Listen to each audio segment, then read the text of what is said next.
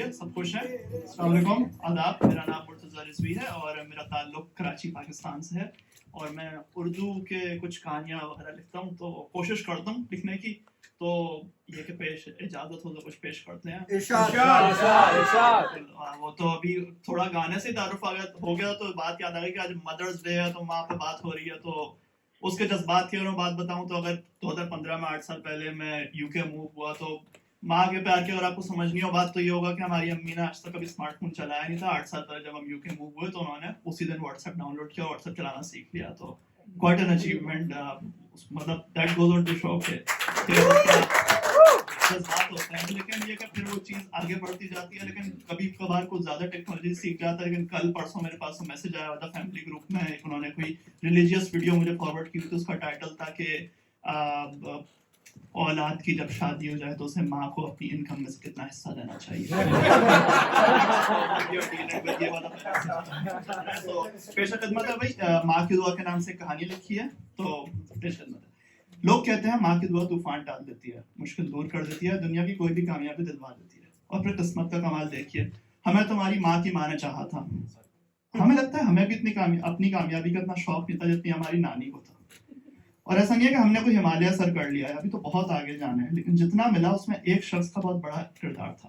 ہم بات اپنی نانی کی کر رہے ہیں, جو کہ ہماری والدہ کی والدہ ہے, نہیں مدر کی مدر, گرینڈ مدر, جن کو ہم تو ننا کہتے تھے, خاندان والے ان کو زیبو بھی کہتے تھے کیونکہ ان کا نام بڑا فلمی سا تھا, زیب النساء.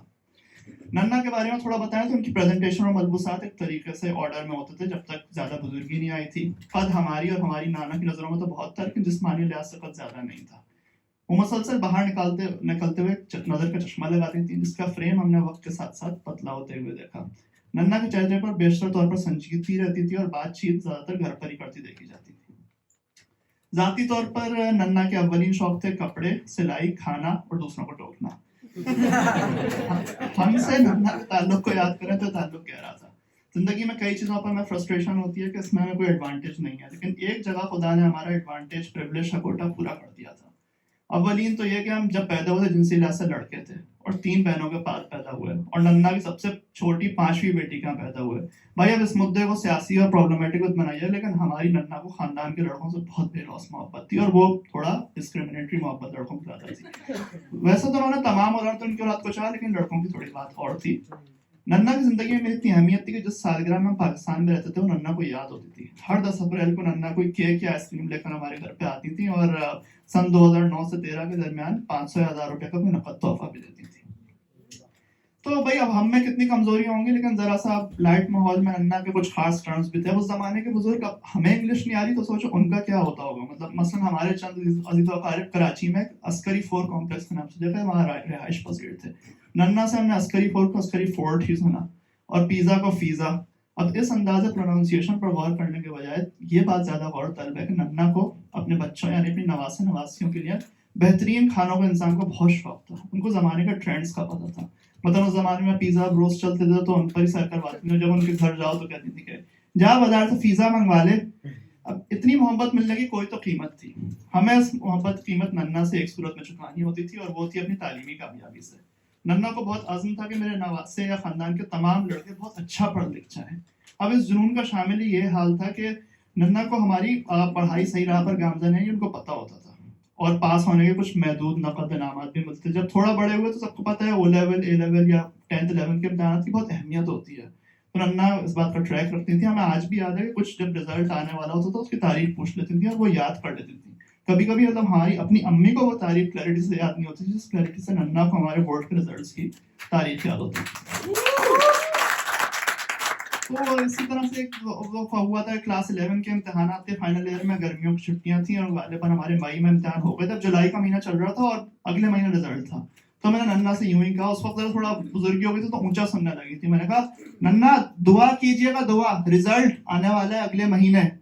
ننا نے تھوڑا پاز لیا, لیکن گہری سنجیدگی تھوڑا شرارتی انداز میں کہا اب دعا کروانے کا کوئی فائدہ نہیں ہے, پیپر چیک ہو رہے ہوں گے تیرے, دعا پیپر ہونے سے پہلے ہوتی ہے.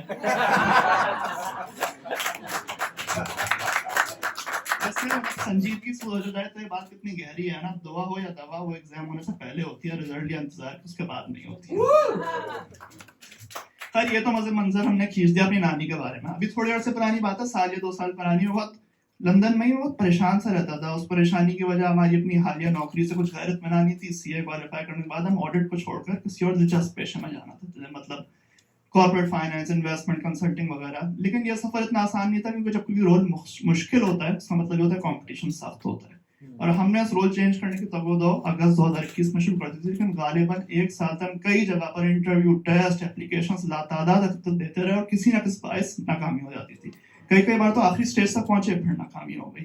ساتھ میں کچھ ذہنی صحت بھی متاثر ہو رہی تھی اور 2 دن استھما اٹیک کے باعث اسپتال میں بھی گزارنے پڑے. ہمارے فلیٹ میں کچھ مینٹیننس, مولڈ کے ایشوز آ گئے تھے, فلیٹ بھی تبدیل کرنا پڑا, اور بس ہر طرف سے ایک پریشانی سی تھی, جاب سے ڈسسیٹسفیکشن تھی. تو کسی اور نئے اپلیکیشن یا رول کے حوالے سے کوئی متاثر کن اپڈیٹ نہیں تھی. لیکن شام ڈھلتی ہے, سورج آتا ہے سامنے. اسی اسنا میں سن 6 اکتوبر 2022 کی دوپہر کو ہم ایسے اپنے آفس کے مغرب کی جانب بیٹھے تھے, ہمیں اچھی طرح سے آج بھی یاد ہے. تو ہمارے جو ایک ڈریم رول ہے کارپوریٹ فائنانس, گورنمنٹ ٹرانسپورٹ کا ریکروٹمنٹ ڈائریکٹر کا, ہمیں میسج آیا. ہیلو مائٹ, وہ message, this is what he wrote, like hello might, what are your thoughts about our coffee chat for last week? We will start interviewing for next week. Are you available? تو مطلب ہمارا تو ایسے messages پر welcome کے نانا پاٹیکر والی feeling ہوتی ہے کہ اس سے جب پوچھتے ہیں کہ آپ کے پاس وقت ہے اس کام کے لیے, ارے ایسے کام کے لیے تو وقت ہی وقت ہے.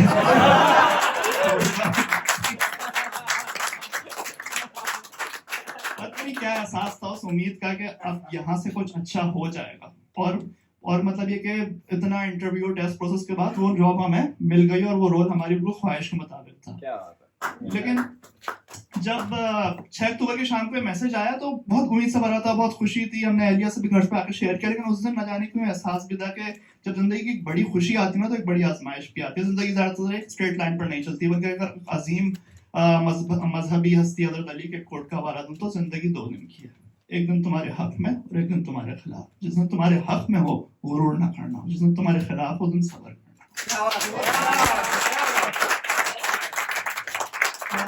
اسی طرح سے یوں ہوا کہ جمعرات کی شام کو بہت خوش ہو گیا کہ یار اب انٹرویو آنے والا ہے. اہلیہ سے بھی امید کرن شیئر کی.